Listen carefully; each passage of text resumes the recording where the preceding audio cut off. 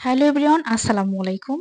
আজকে আমি আপনাদের সঙ্গে এমন একটি রেসিপি শেয়ার করব, যারা কখনোই শিং মাছ খেতে পছন্দ করে না বা খেতে ভালোবাসে না, আজকের এই রেসিপি যদি বাসায় করে দেন, শিং মাছ প্রতিদিন খেতে চাইবে, এতটা মজার রেসিপি।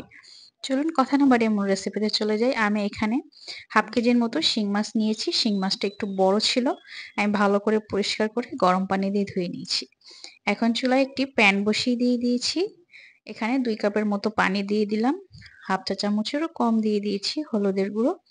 পানিটা একটু সামান্য পরিমাণে ফুটে উঠলে আমি শিং মাছগুলো দিয়ে দিব।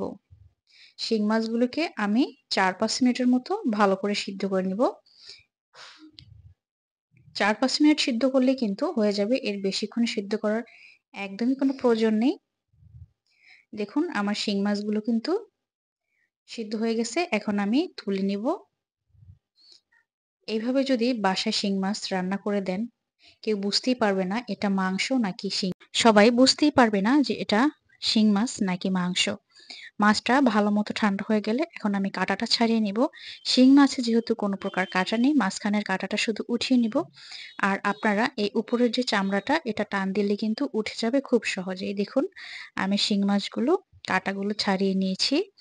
এখন আমি হাফ কাপের মতো নারকেল কোড়া নিয়ে নিয়েছি। এটাকে পেস্ট করে নেব। এখন চুলায় একটি প্যান বসিয়ে দিয়েছি। দিয়ে দিলাম সামান্য পরিমাণে রান্নার রেগুলার তেল।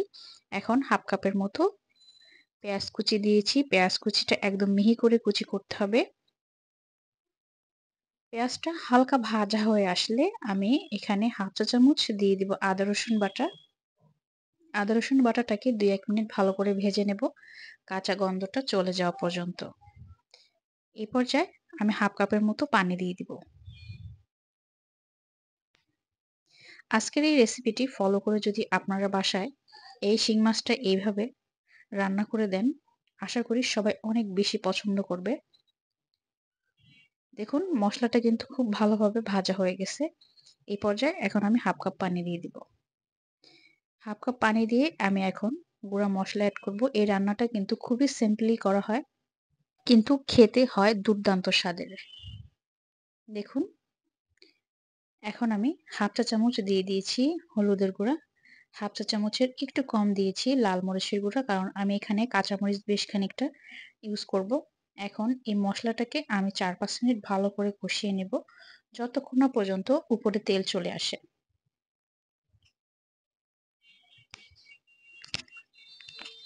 দেখুন মশলাটা কিন্তু খুব ভালোভাবে কষানো হয়ে গেছে।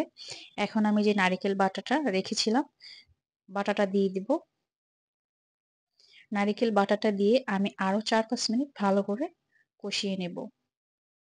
এই রান্নাটা আপনি যতক্ষণ কষিয়ে নিতে পারবেন, আপনার এই রান্নাটার কিন্তু টেস্ট ততই বেশি ভালো আসবে।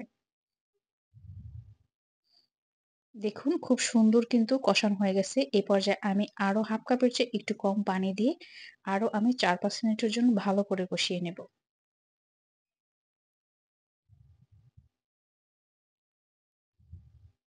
ভালো মতো কষানো হয়ে গেলে কাটা ছাড়া মাছগুলো দিয়ে দিতে হবে। এখন প্যাচুলা বা যেকোনো কিছুর সাহায্যে আপনারা মাছগুলো ভেঙে দিবেন। ভেঙে দিলে এই মাছটা গুঁড়া গুঁড়া বা ঝোড়া ঝোড়া হলে কিন্তু বেশি খেতে হয়। আমি এক এক করে সবগুলো মাছ ভেঙে দিচ্ছি। একদম যেভাবে মাংসের কিমাটা হয় ঠিক এইভাবে করে মাংসের মতো করে এই শিং মাছটা ভেঙে নিতে হবে। এই পর্যায়ে আমি ৪-৫টার মতো কাঁচামরিচ একদম ছোট ছোট করে কুচি করে দিয়েছি। কাঁচামরিচটা চেষ্টা করবেন এইভাবে দেওয়ার, খুবই মজা লাগে এইভাবে দিলে। দেখুন পানিটা কিন্তু খুব ভালোভাবে শুকিয়ে গেছে। এই পর্যায়ে আমি সামান্য পরিমাণে ধনেপাতা কুচি দিব। আর দিয়ে দিব হাফ চা চামচের মতো ভাজা জিরার গুঁড়া। অবশ্যই ভাজা জিরার গুঁড়োটা দেওয়ার চেষ্টা করবেন। দেখুন রান্নাটা কতটা সুন্দর হয়েছে, দেখে ইচ্ছে করছে এখনই খেয়ে ফেলি। মাশাআল্লাহ অনেক মজা হয়েছে। আজকের রেসিপি যদি ভালো লেগে থাকে অবশ্যই লাইক কমেন্ট দিতে একদমই ভুলবেন না। আজ এই পর্যন্ত। সবাই অনেক বেশি ভালো থাকবেন, সুস্থ থাকবেন। খোদা হাফেজ। আসসালামু আলাইকুম।